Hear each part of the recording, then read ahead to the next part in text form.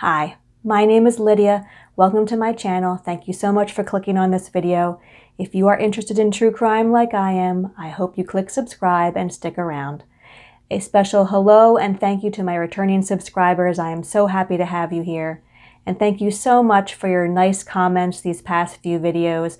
I feel honored and blessed to have you here, and I look forward to publishing these videos and interacting with all of you. Thank you so much again. And if you're a fan of cat videos like I am, there are a couple clips of my own cats at the end of this story. Thanks very much. Sometimes I've had a case in mind for a while before I cover it, or sometimes I read a book that interested me and I wanted to delve more into the research to share it with you. And sometimes I randomly come across a story that just strikes me in some way that I have to share it. And this is one of those stories. I was watching YouTube and I came across a video from Inside Edition, and they were interviewing the parents of a 16-year-old boy who had died tragically, and a couple of their comments in their interview just raised a few red flags for me and made me want to learn more. So I did, and this is the story that I have for you today. So settle in all, and let's begin.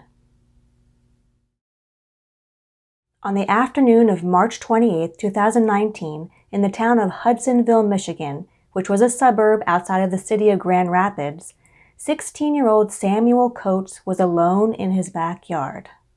It had started as a typical day. Sam's father had made sure that Sam had got safely on the school bus that morning, and then he drove to his job as a professor at the local community college. At around 1 p.m., he drove home to make sure that Sam got safely off the bus and got him situated.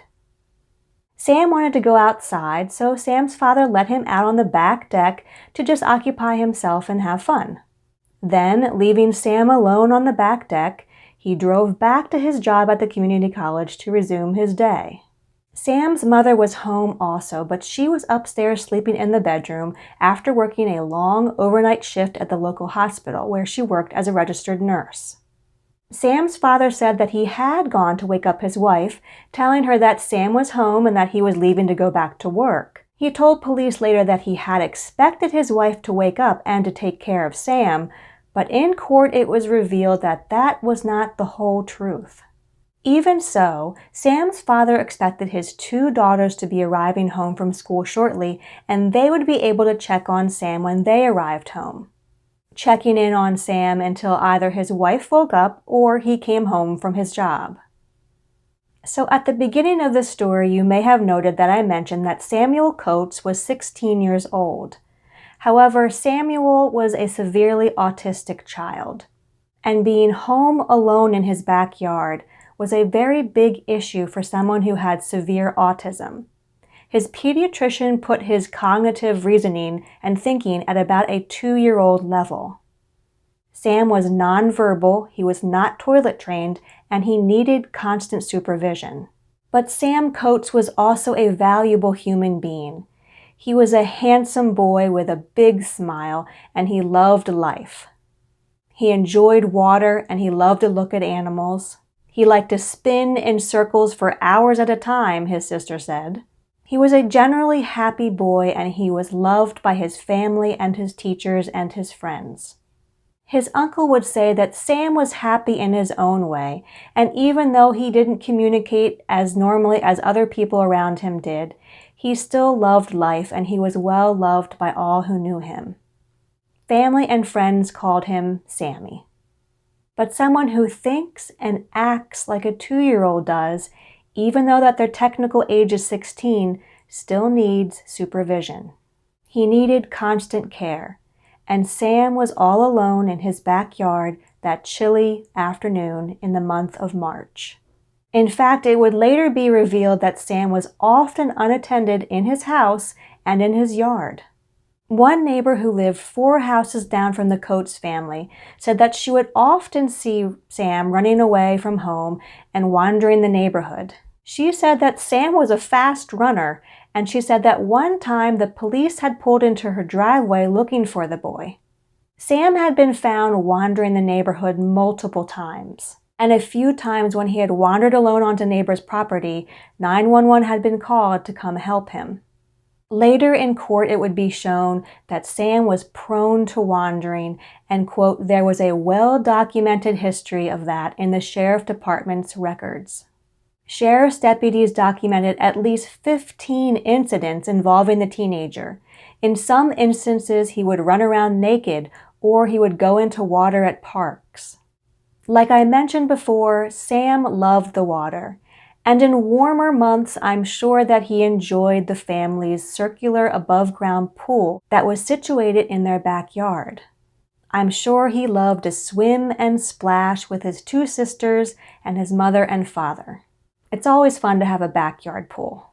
But this story takes place in the month of March in Michigan, and it was cold. It was winter still. And their circular above-ground pool had a cover on it, one of those plastic tarp covers.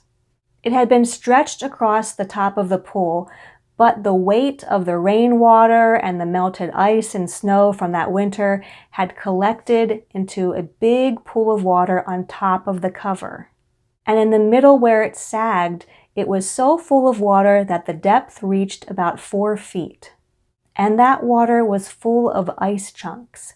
It was freezing water. But to a teenage boy with the mind of a 2-year-old, getting in that freezing water seemed like a fun thing to do. And that's what Sam did.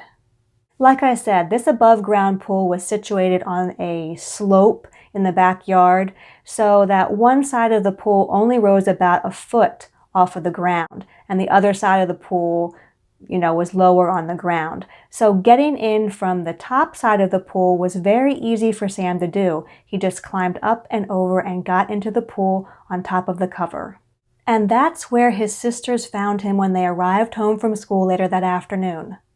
At around 3:20 p.m., Sam's older sister, who was about 18 years old at the time, came home and found Sam in the backyard.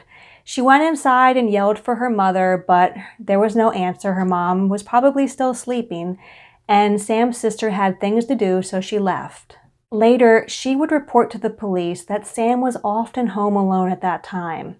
She said her brother loved to be outside and spin in circles for a long time, and a lot of those times her mother was inside sleeping because she had worked the night shift as a nurse, and her father was still at work at the community college.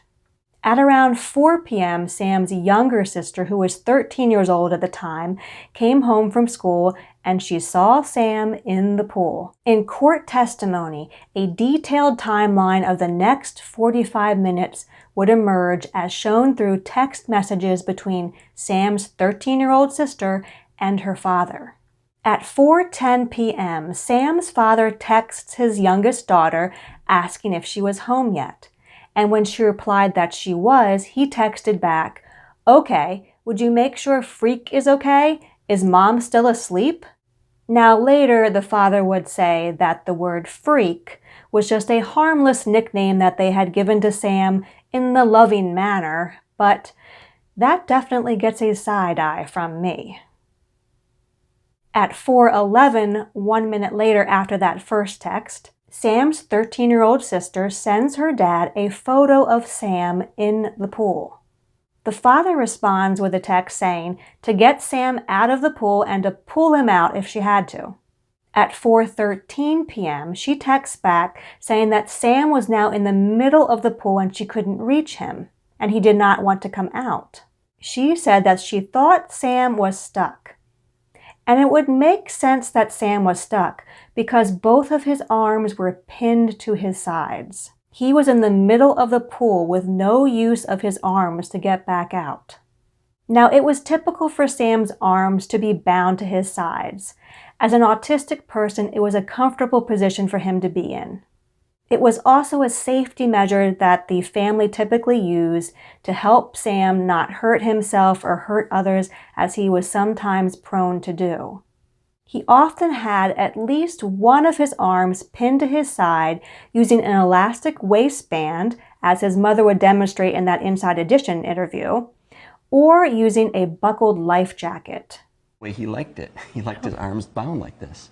And he would typically put his hands down in his pants. We wouldn't bound Sam. Sam also wore a helmet most of the time, which protected his head from being injured if he banged his head against something.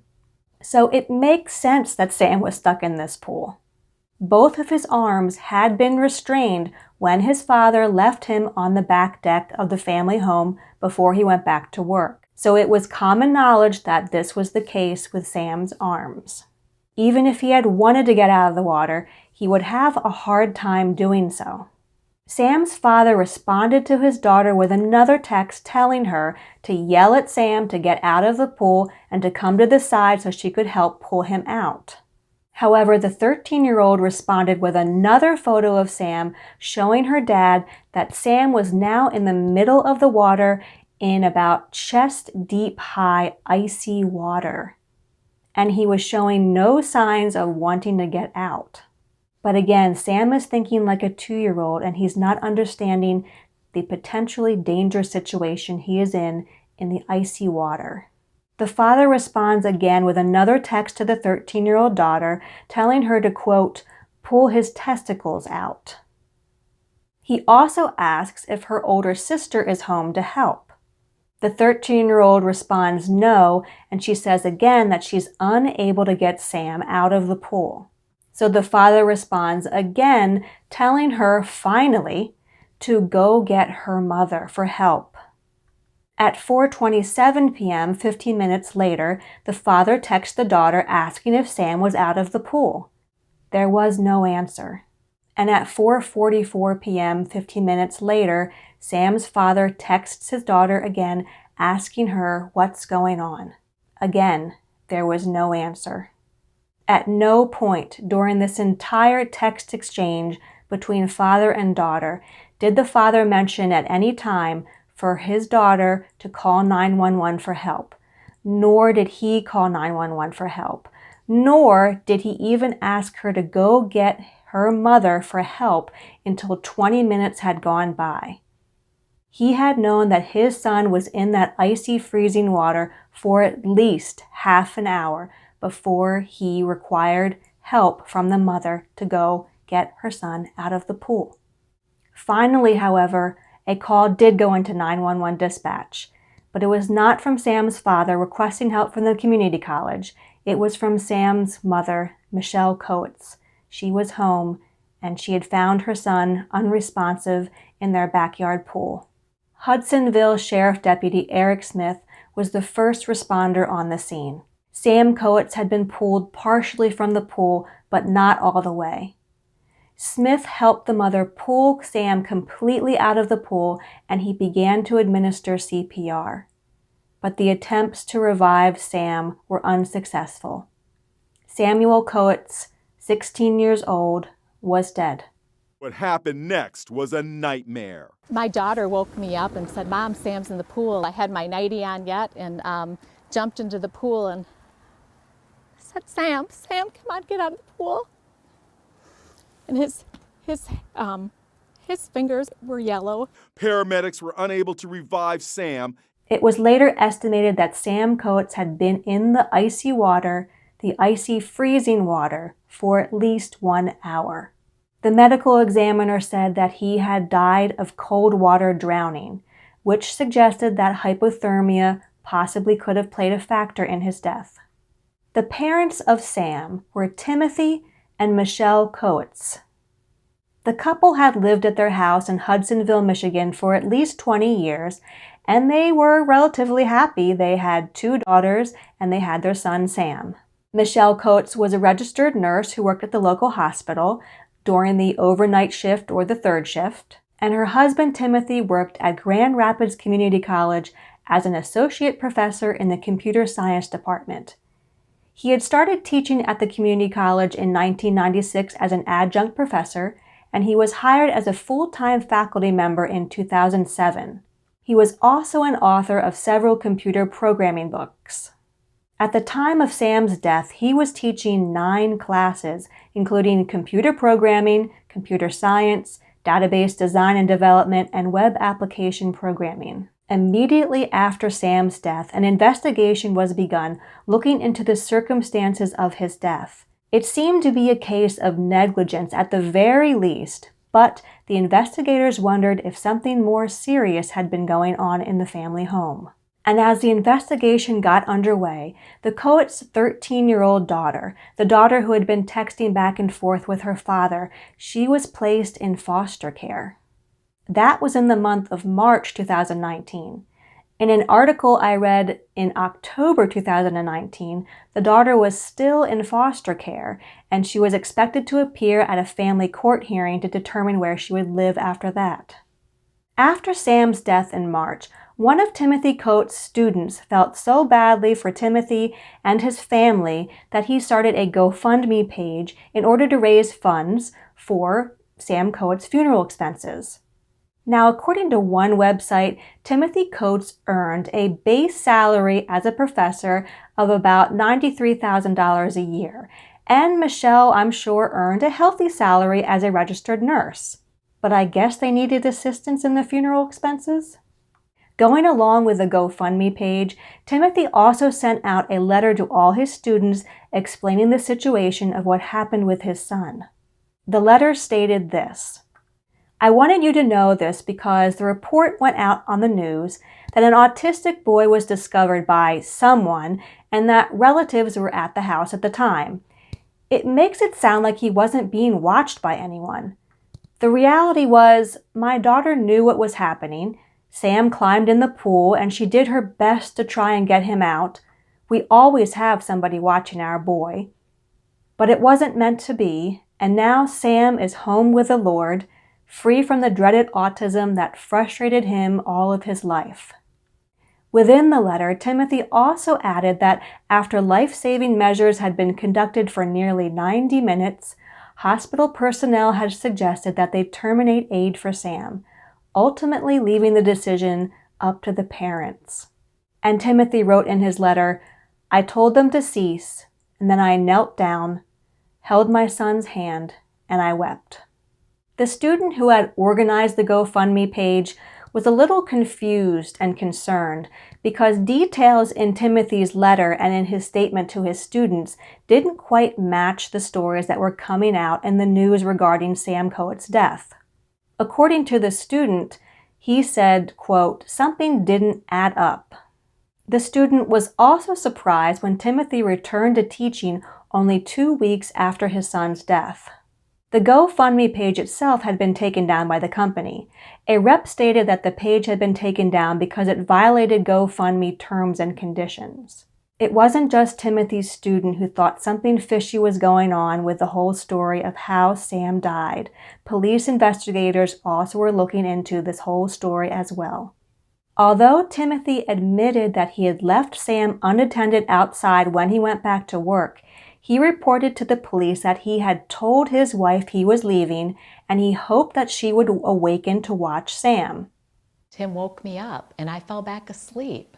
Tim thought I was up to supervise Sam so he could go back to work. We would never leave Sam unattended. Later, Timothy would say that he should have made sure that she was awake before he went back to work. However, the text messages back and forth with his daughter proved that was not the case. Those messages proved that Sam's father knew that his wife was still asleep. And that made the investigators wonder if Timothy had tried to wake up his wife at all in the first place.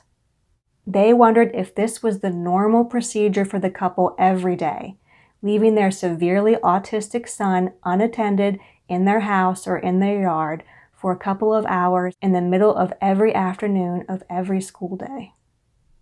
In court today, the prosecution showed the dozens of text messages that went between Timothy Koets and his middle school-age daughter after she came home to find her brother, who had the cognitive ability of a child younger than 2, standing in the freezing pool. Here's a picture of the pool from March 28th, showing a chunk of ice floating in the middle of it. After the middle school child found her brother standing in the pool, she tried to get him to come out, but he wouldn't. Then, in a series of text messages that went on for more than 30 minutes, the girl sent these photos of the boy to her father as he was at work in Grand Rapids. That was all before she finally went to wake up her mother, Michelle, who was sleeping. When I told her that Sam was in the pool, she woke right up and she ran outside. The question for the prosecution is whether Tim Koets knew his son was unsupervised and that the boy had access to the pool, where he eventually died as the mother slept.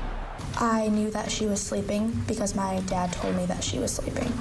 And as far as the lengthy text chain between the father and daughter, she had this to say. And your father says, okay, I'll come home in a while. Yes.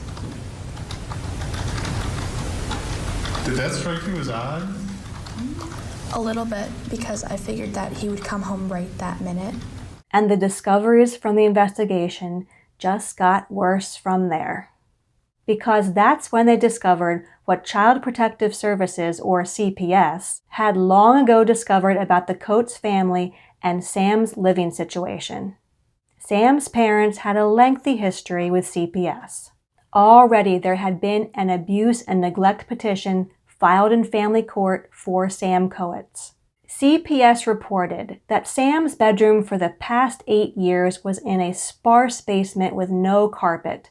His parents had said that Sam was prone to breaking things, but Sam's bare mattress had feces on it, and it had multiple large spots of smeared fecal matter.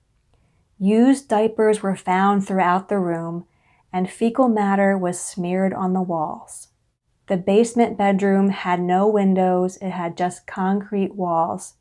There was exposed plumbing and exposed wiring, and the door was able to be locked from the outside, the police said.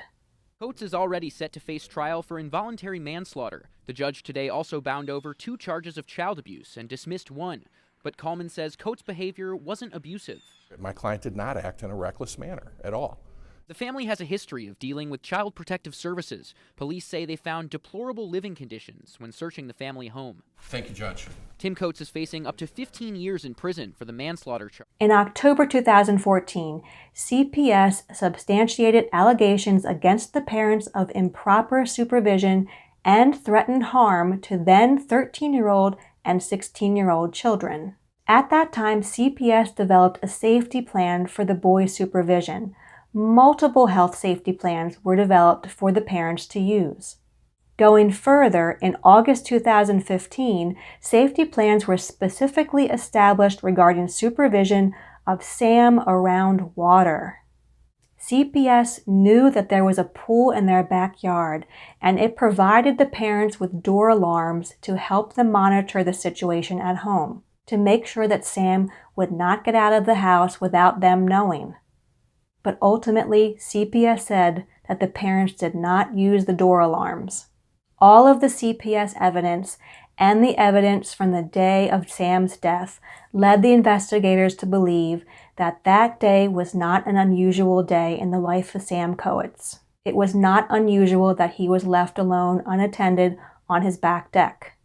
They believed it was only one of many instances in which the professor left the autistic child unsupervised while he went to work.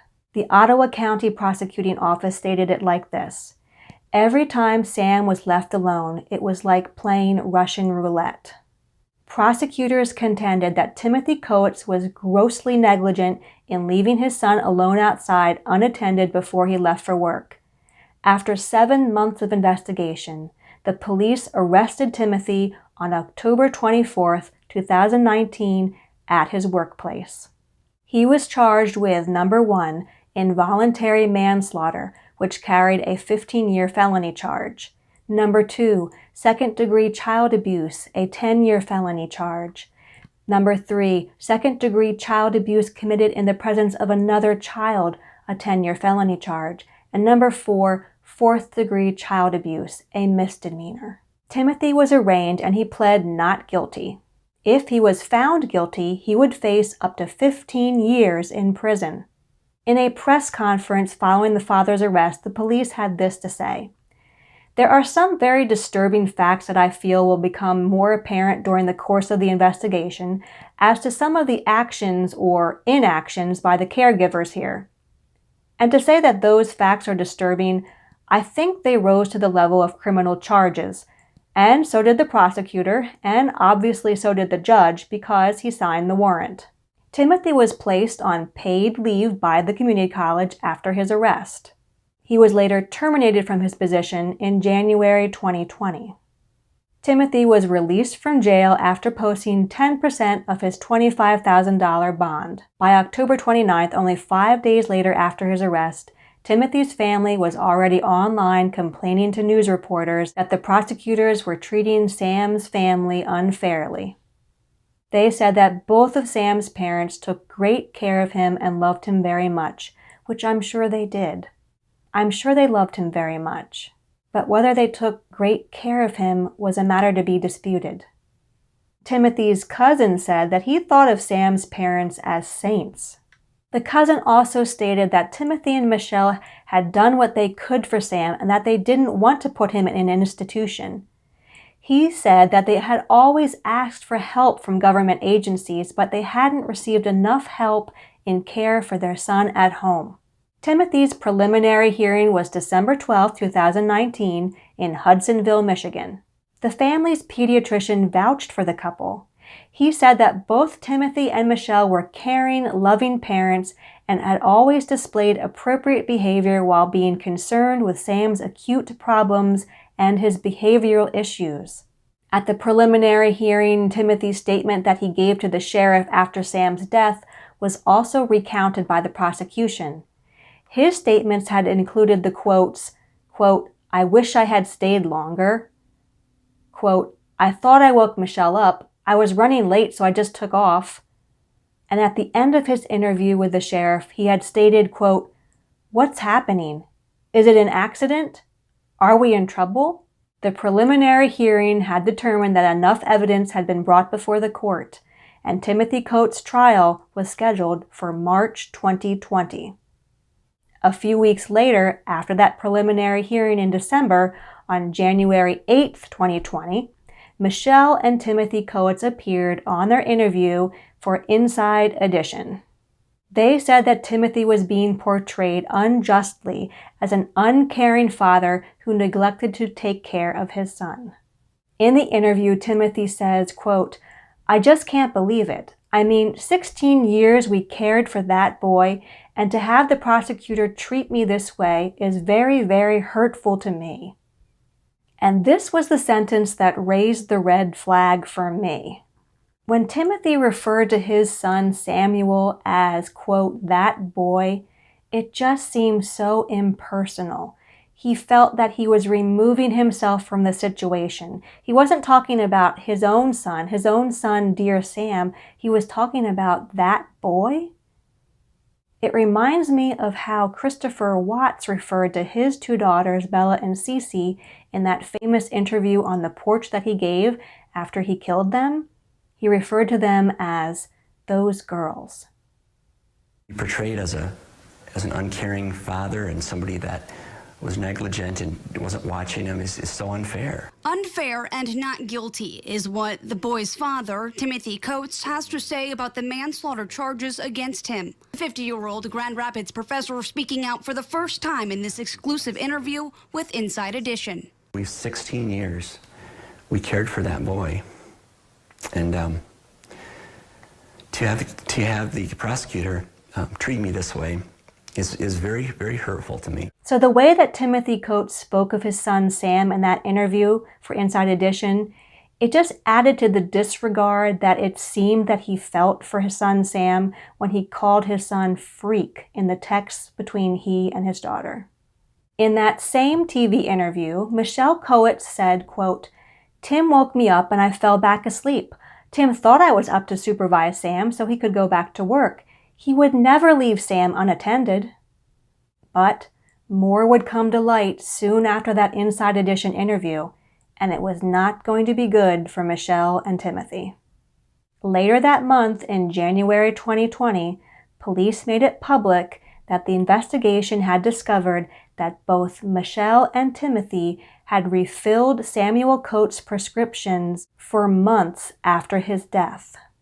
The parents had continued to refill Sam's prescription for Ritalin from March 2019, when their son died, through October 2019. And allegedly, they had been taking those pills themselves. Both parents were accused and arraigned on the prescription fraud misdemeanor charge in January 2020, and both pled guilty. Walking into the courthouse together, Timothy and Michelle Koets faced the judge separately. Fraud, forgery, deceit, namely by representing that the controlled substance would be administered to your son who was deceased at the time. Tim is charged with 3 felonies for filling out Ritalin prescriptions for months after his son Sam, who had severe autism, drowned in the family pool. Both he and Michelle, who's charged with a misdemeanor, are accused of taking the drugs themselves. The investigator stated, "It was relatively easy to find out these narcotics were obtained fraudulently and after the death of their son. These kinds of cases are very detailed and complex. Medical records are a key component. So yes, that would have come to light, but we're appreciative for the call that expedited the process." So multiple tips had come in to let the investigators know that Sam's parents, Michelle and Timothy, were refilling their son's Ritalin prescription after his death. The story, unfortunately, does not end there, as is documented in the case that ends in 631 FH. For 8 months after Sam's death, Mr. Koets continued to fill Sam's prescriptions. And what he would do is, because the doctor's office did not know that Sam had passed away, these were not like auto refill prescriptions.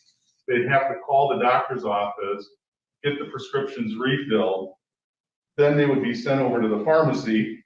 Then you would go over to the pharmacy and have to pick them up. And this continued on for 8 months after Sam's death. The investigator went on to question whether Timothy and Michelle had been giving Sam his prescription before he died.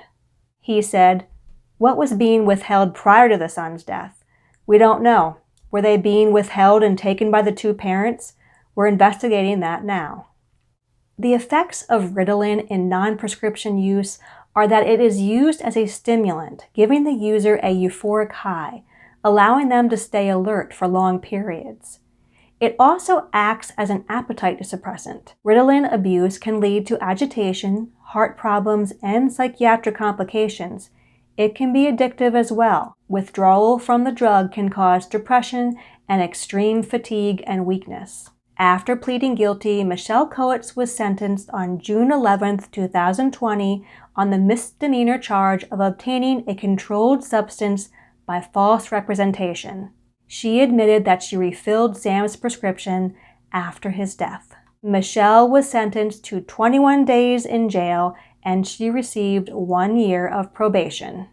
As far as Timothy's charge, it was added to his long list of charges he already had. It was the least of his worries because Timothy was still awaiting his trial on the charge of involuntary manslaughter. And within 6 months, Timothy Koets had changed his mind. He changed his plea from not guilty to guilty, taking a plea deal. In December of 2020, Timothy Koets pled guilty to the charge of involuntary manslaughter and child abuse. What's so heartbreaking about defendant's conduct is this was not a one-time incident where Sam was left unattended. And to try and cast this as a one-time incident is not accurate. It's troubling to me that the defendant took responsibility fairly candidly, it seemed like, at the time of the plea, but then seems to minimize his actions as part of the PSI and kind of his version that he recites. Let me be clear, Sam was in no way able to care for himself, yet he was routinely left unattended. And in January 2021, Timothy Koets was sentenced to a minimum of 2 years and a maximum of 15 years of prison time. The sentencing judge said, quote, "Sam had value, and this sanction will not restore Sam, but it will recognize that all humans have value. And because of the neglect that you committed, a valuable human has lost his life." With a plea agreement, the court understands the difficulties of the situation to a certain extent. The court did receive an alternative point of view from the respite providers. They painted Sam differently, and they described some concerns that they had about the house, your house. And in fact, from what they've indicated to me, upon Sam's 18th birthday, they were going to attempt to take over guardianship of him and provide him with long-term care. So there were resources out there in the community that were providing him at least temporary support, and in a couple of years, possibly long-term support. Sam had value, and the sanction will not restore Sam, but it will recognize that all humans have value. And because of the neglect that you committed, a valuable human has lost his life. Therefore, it is the sentence of this court on count 1, the involuntary manslaughter, that you be turned over to the Michigan Department of Corrections for a minimum of 24 months and a maximum of 180 months. Timothy also received a sentence of between 2 and 4 years in prison in the Ritalin case after also pleading guilty to obtaining a controlled substance by fraud. Prior to his sentencing, Timothy Koets made a statement to the court. He apologized to the court for referring to his son as a freak. Timothy went on to tell the judge that after his sentence was over, he planned to share his knowledge about his experience with Sam as an autistic child and about the mistakes that he and his wife made with him. Timothy said he wanted other parents of autistic children to learn from their mistakes and that he wanted to give back to the community in this way. Personally, I wonder if that will ever happen. And if it does, I wonder if anybody will care. Time will tell, I guess. And this ends the sad story of Samuel Koets, a boy who should not have been alone outside unattended, and he certainly should not have been in that freezing water for over an hour. Poor Sam. Thank you so much for your time in watching this video. I know that your time is valuable, and I appreciate it so much that you spent some of it watching this video with me.